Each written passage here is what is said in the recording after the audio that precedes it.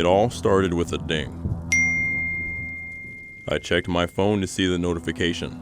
Your package is arriving today.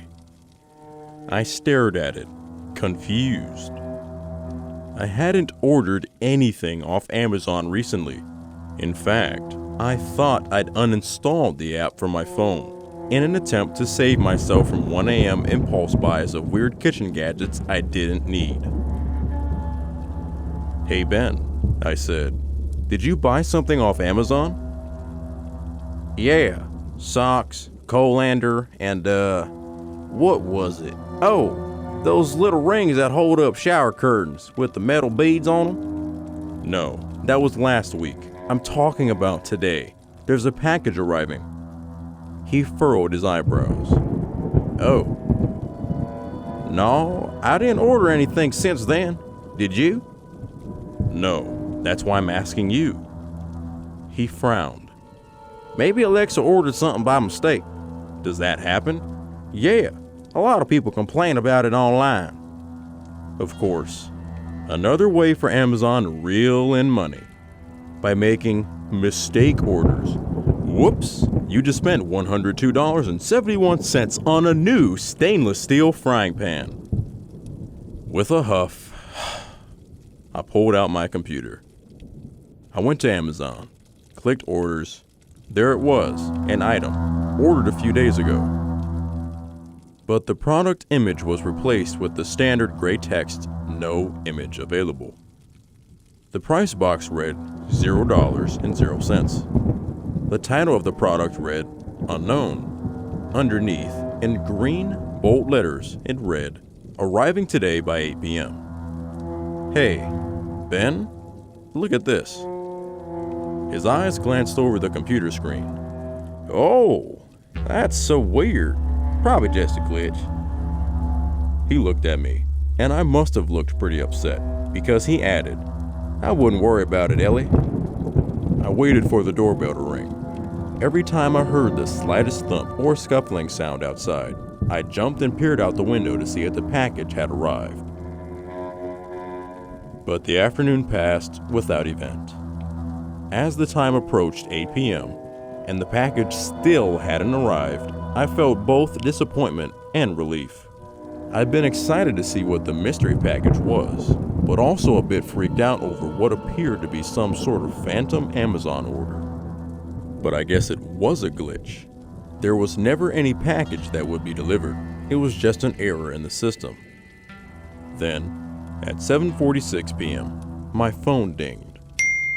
"Your package has arrived."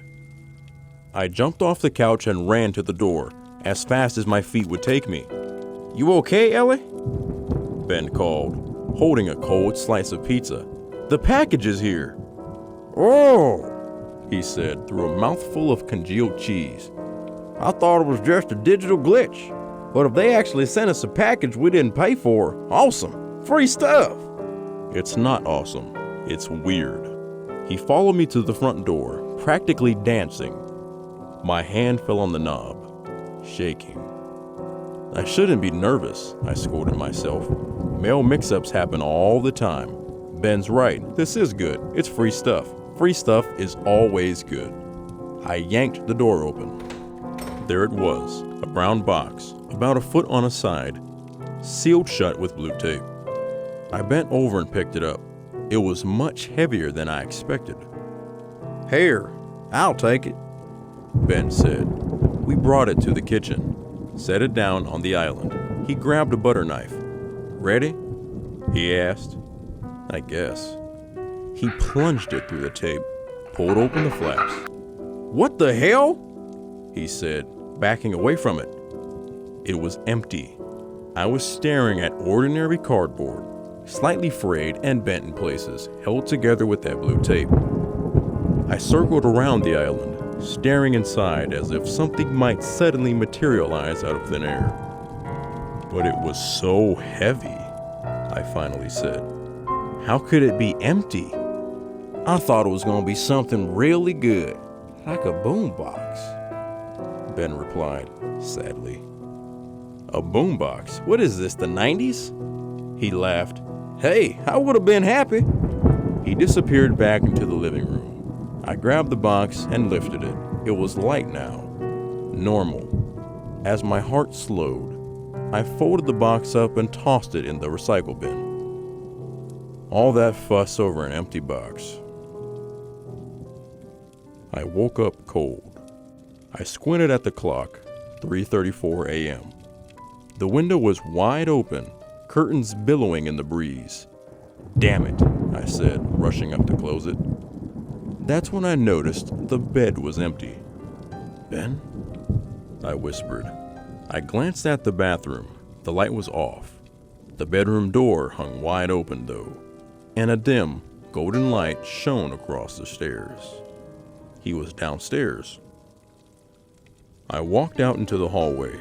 It was even colder out here. I whipped around and noticed every bedroom door was open. And inside each, every window was open. What kind of fuckery is Ben up to? "Ben!" I shouted. No reply. I sighed and started down the stairs. As I descended, I started to hear it. A repeated metallic noise that throbbed in my ears like a heartbeat. "Damn it, Ben!" I called loudly.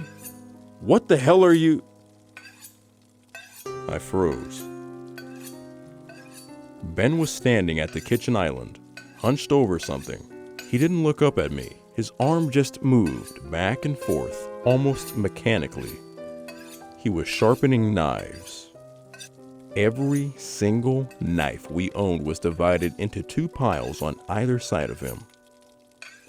He pulled that knife out of the sharpener and placed it in the right pile with a metallic clang. Then he picked up the next one, a 12-inch long chef's knife, and began sharpening that. And then he stopped. I ducked behind the wall, holding a hand over my mouth. "Ellie?" he called from the kitchen. My lungs felt like they would burst. "I have something to show you," he said. His voice was flat, almost monotone. His bare feet slapped against the tile, slowly, heavily, as he walked towards me. I took in a slow, shuddering breath, extended my foot out in front of me, silently. "Ellie?" I ran. I took off down the hall. My feet slipped against the linoleum, but I forced myself forward, lungs burning. "Ellie!" he screamed. His voice was no longer light and kind. It was angry. I grabbed the keys off the hook. Then I opened the garage and ran out into the driveway. His hulking form was silhouetted in the doorway, the knife gripped tightly in his hand. I dove into the car, locked the doors, started it up. The headlights washed over him, and his eyes glinted eerily in the light. For a moment, he was still. Then he ran towards the car as fast as he possibly could, knife raised in his hand, mouth open in an animalistic howl. I peeled out of the driveway. My mind raced. Ben had never been violent. Never. Maybe it wasn't what it looked like. Somehow, he was innocent, and I let my fears get the worst of me. I knew it wasn't possible. That there was no other explanation. I just didn't want to accept it. It wasn't until I pulled into the police station that I remembered the empty package. So heavy when we lifted it from the doorstep. So light after Ben opened it.